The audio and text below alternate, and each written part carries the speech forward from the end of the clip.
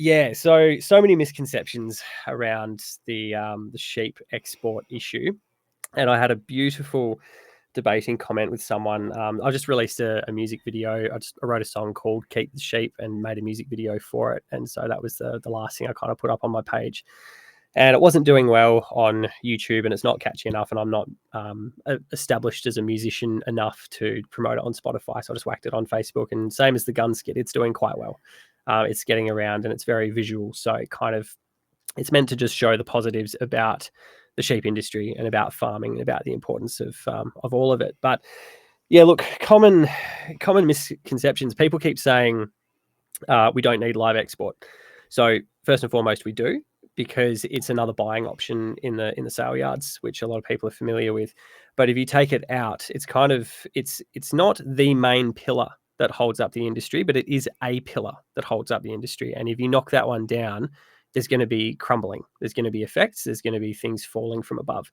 And that's already happened just because it's being spoken about being phased out, because farmers make their plans years in advance, and they've got to work out their breeding routines and what they're going to do over the next couple of years. And so even the knowledge that it's going to be phased out has driven quite a few people to put in more crops.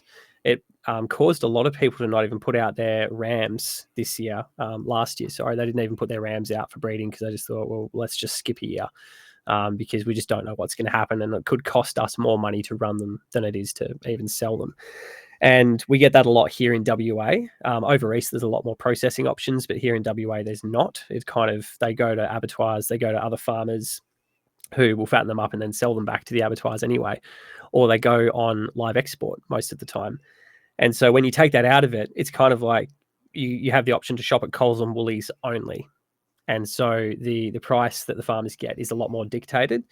And we've seen that. We had last year, forgive me, it was last year or the end of the year before, I can't remember, but the prices it cost us money to sell them. It was cheaper to shoot them. And a lot of farmers did that. And they were talking about that when the live sheep export consultation panel that consults with no one, when they came over and they said, oh, animal welfare. And the farmers were all saying welfare issues right now because we can't sell them, and it's costing us dollars to keep them alive, and it's going to cost us dollars to sell them, and it costs us about 20 cents or less to shoot them. So what do you want us to do? And horrible. I saw farmers in tears because this happened years ago during the I think it was the wool. It's before my time, but the wool market crashed, and that same thing, people were shooting sheep and burying them because they just couldn't sell them. So if you take away live export, and this is the people that say you don't need it because it's such a small percentage, it doesn't matter. It's a pillar. Even if it is a small percentage, it's a pillar that holds it up. And if you take it away, you get less numbers, which means that the contractors can't stay in town. The shearers can't hang around. The crutching teams, mulesing teams can't hang around. Wool classes can't hang around because there's not as many sheep around because farmers have gone to crops. So the effects are happening now. They've happened for the last couple of years, and they will continue to happen. I believe, I don't know the latest stats, but it wasn't that long ago, the merino sheep herd numbers in WA, I think they were down 25% on their breeding just in the last year or two because of all of these decisions that were being made. Don't quote me on those figures, and they are updated. I believe it's more than that now. We do need it. We've got international partners rolling up asking for more. We've got new opportunities. I think Saudi Arabia have come back to the table, and one or two others are also interested in buying live sheep from us again. And we have the capacity to export an extra 1 million. I think that's what they were sort of asking for. And we can do that. We could do that if we were allowed to. But there's a time, I think, soon where we won't even be able to meet that. We could have done it easily before, but now people are getting out of sheep. So I don't know what that's going to look like. The other argument is that we just process them here. We can't. Abattoirs are closing down at a rapid rate around the place, and we're having problems with small farmers, and this frustrates me no end, is small farmers who use the abattoirs and sell direct to their consumer. So, they've got a smaller farm holding, they do cattle, they do sheep, they make a relationship with their customer, sell direct to them. They're getting blocked. They're getting kicked out of the abs now. So they can't get their animals processed, which is shutting down their businesses really badly. And we've also got a big supermarket problem with the abattoirs now. So the ones that are left are owned overseas or elsewhere. And so you just can't get in, you can't get the numbers. It's all about scale. So the idea that we'll build one That's going to take years and money and red tape. And then the idea that we'll be able to find locals to work in it. No, locals don't work in abattoirs. It's hard work and not many people doing it. And we rely on foreigners to come and do that work for us because we just don't like doing it. So we don't have housing for those people though. So you can't just build a building that when they're being shut down and then you've got to find workers and you've got to find housing and then you've got to do all these things. We are expected to keep sheep alive for 4-6 years while they do all this. We can't make money during that time with those sheep. Where are they going to go? They're going to get out of sheep altogether, is what happens. And the other problem is that the people that buy meat from us overseas already, they already buy chilled meat from us. They buy chilled meat and they buy live. They require live meat for cultural reasons, for religious reasons, and for practical, because in a lot of places in their countries, even though they're wealthy at the port, further into the country, you've got areas where they're not as wealthy, and they literally take the animals back there live, small flock, and we're talking like almost biblical time style here, where they'll maintain a small flock and they'll just slaughter them and eat them as needs be in their small community. Tell those people who, if they don't even have electricity in some of those places, so it's like, oh, you can just get it frozen and chilled. No, not really. So yeah, there's all of these claims going around about how we don't need the industry, how it's a dying industry, how it's not relevant, how farmers can just pivot, how onshore processing will create jobs and opportunities, and buzzword. But the reality is completely flipped and opposite. And it doesn't matter how many factual science-based bits of data gets put in front of these consultation panels and bureaucrats. They don't look at it. They don't care, because they don't want to. They have a preconceived notion of what they want, and they will do anything to achieve that.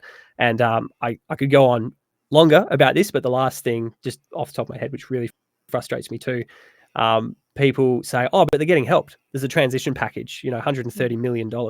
And this really lovely lady, she's I think she's a Greens Party member.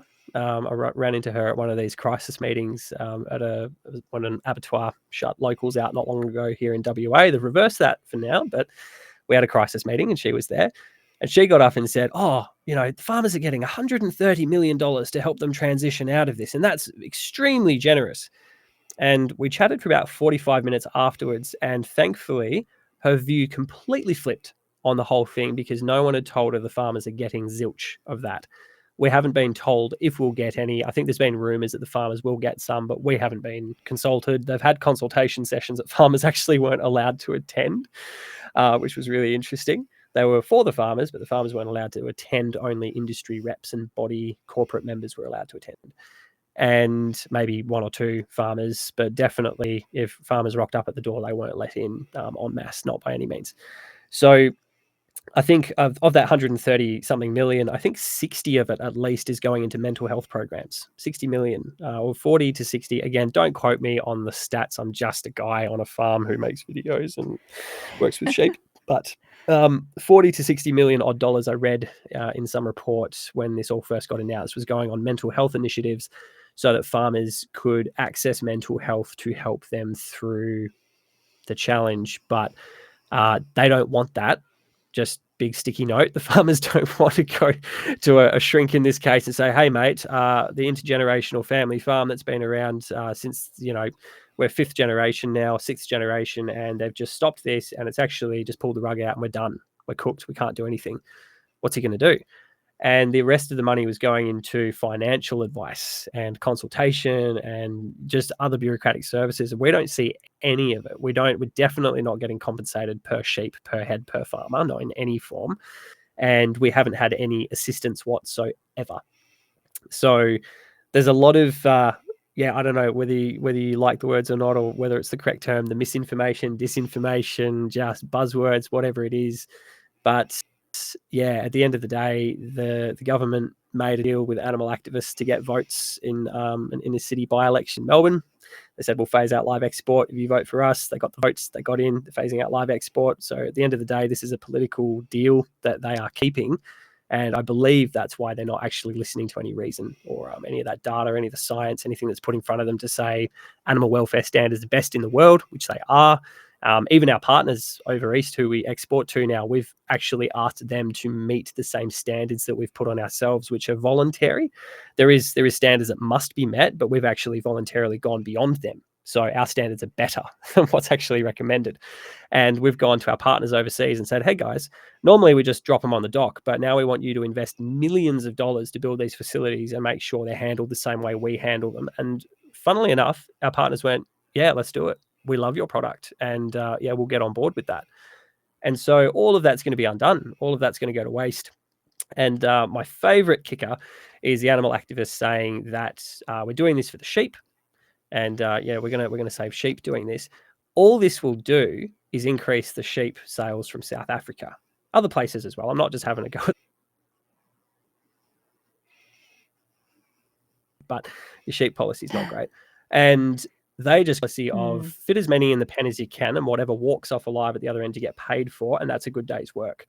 And that is so different to what we're doing now in 2025. And it's not to say like the Awasi thing was bad and there was other incidents on other boats that were bad, but that footage was also paid for, so it might have actually been worse than it would have otherwise been in real life. But that one might never come clean either.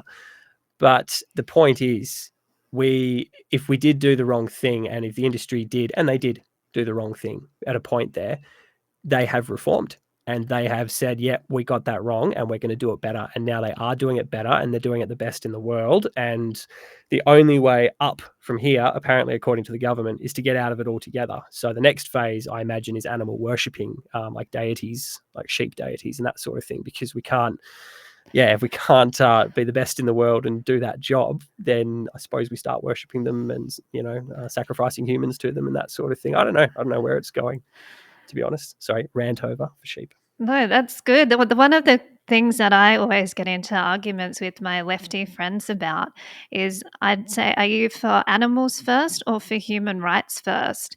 Like, we are talking Yes. about third world countries that don't have freezers, don't have refrigerators. Yes, they've got their own cultural reasons as well why they want these animals exported live. So, who are you, as someone who lives in the city, drinking your latte, going to Coles to get your meat? Who are you to sit there and say, well, this third world country doesn't deserve food because I don't like the way they're transported, even though we have requirements on 100%. how we transport them? It's the emotional thing Yeah, that you need to get through to people. So I appreciate your long rant, because you've just I'm the same. described. And the other thing that I was thinking the whole time you were talking is, this sounds so similar to what's happening in the firearm community. It Governments is. getting It's so similar. together, making up the laws, not listening to the Yep. people, saying they're consulting, but only consulting with certain people who help them politically. And then we're all left here going, well, we didn't sign up for this. Is this, you are no longer representing Yeah, the what did we people do? and you're affecting our lives.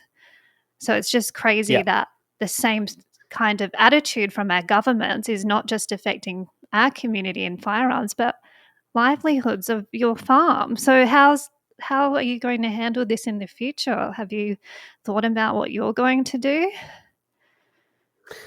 Personally, no. I mean, there's I suppose the old thing, if you just get up and have another crack the next day and see what you could do, and you don't change course during a storm. That's good advice. I was given a long time ago, is that you don't make those kind of big decisions in the middle of a crisis or in the middle of something like that. You just stay steady, and then wait for a break and then have a bit of a reconsider. But we don't want to go anywhere. I'm fourth generation farmer. My parents are still farming, so they're third gen. I'm fourth gen. I've got kids here, so they're fifth gen. And like there's the family is involved, and so something that's happened just recently, tying in with all of these things with sheep and just with land prices. Big government conspiracy here, but the pine tree thing, that's just nuts. So many of our neighbors and people that we know have gotten out of sheep and sold to pine trees at a time where the only people that could afford to buy their land was the government.